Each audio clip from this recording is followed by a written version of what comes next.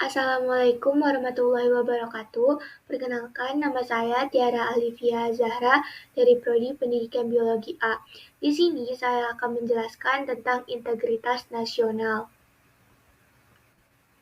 Nah, istilah integritas nasional dalam bahasa Inggrisnya adalah national integration. Integration berarti kesempurnaan atau keseluruhan. Nah, kata ini berasal dari bahasa Latin integer yang berarti utuh atau menyeluruh. Berdasarkan arti etimologisnya, integrasi dapat diartikan sebagai pembauran hingga menjadi kesatuan yang utuh atau bulat. Nah, nation artinya bangsa sebagai bentuk persekutuan dari orang-orang yang berbeda latar belakangnya, berada dalam suatu wilayah dan di bawah satu kekuasaan politik. Nah, ada salah satu pengertian integritas nasional dari ahli atau pakar asing mengenai istilah tersebut. Nah, salah satu ahli tersebut yaitu Kurana. Kurana menyatakan integrasi nasional adalah kesadaran identitas bersama di antara warga negara. Ini berarti bahwa meskipun kita memiliki kasta yang berbeda, agama dan daerah, dan berbicara bahasa yang berbeda, kita mengakui kenyataan bahwa kita semua adalah satu. Nah, fungsi integritas nasional ini sangat penting karena dapat membangun suatu negara yang makmur dan kuat.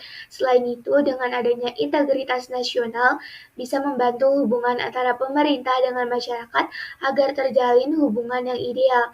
Integritas nasional ini menyatukan orang-orang di berbagai wilayah yang berbeda atau memiliki berbagai perbedaan seperti etnisitas, sosial budaya, dan keadaan ekonomi.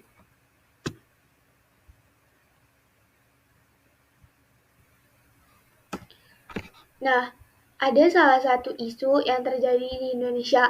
Nah, contohnya itu pelanggaran HAM yang terjadi di Indonesia adalah penghilangan paksa dan penculikan aktivis 1997 sampai 1998. Nah, peristiwa ini terjadi antara pemilu legislatif Indonesia 1997 dan jatuhnya Presiden Soeharto tahun 1998. Penculikan ini terjadi karena banyak aktivis yang pro-demokrasi dan berniat untuk menggagalkan pemilu 1997 dan sidang umum MPR. Dan kelompok ini terdiri dari para aktivis, pemuda, dan mahasiswa yang ingin menegakkan keadilan dan demokrasi di masa pemerintahan Orde Baru.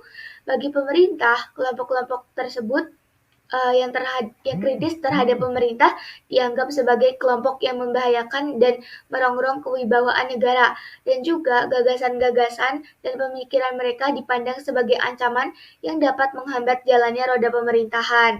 Oleh sebab itu, Danjen Kopassus Mayor Jenderal Prabowo Subianto menugaskan secara khusus melalui perintah lisan kepada Bambang Kristiono. Nah, kasus ini dilakukan oleh tim khusus yang bernama Tim Mawar yang dibentuk oleh Mayor Bambang Kristiono. Mereka ditugaskan untuk mengumpulkan data dan informasi mengenai kegiatan kelompok radikal tersebut. Nah, pada tanggal 18 Januari 1998 terjadi peristiwa ledakan di Rusun Tanah Tinggi, Jakarta Pusat. Kejadian tersebut kemudian membuat Tim Mawar mengintensifkan kerja mereka. Tim Mawar menyusun penangkapan sejumlah aktivis yang dicurigai terlibat dalam kasus bom yang tidak sengaja meledak.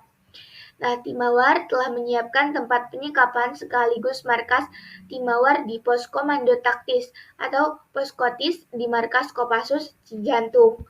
Nah, markas tersebut terdiri dari ruang rapat, ruang interogasi, dan 6 sel.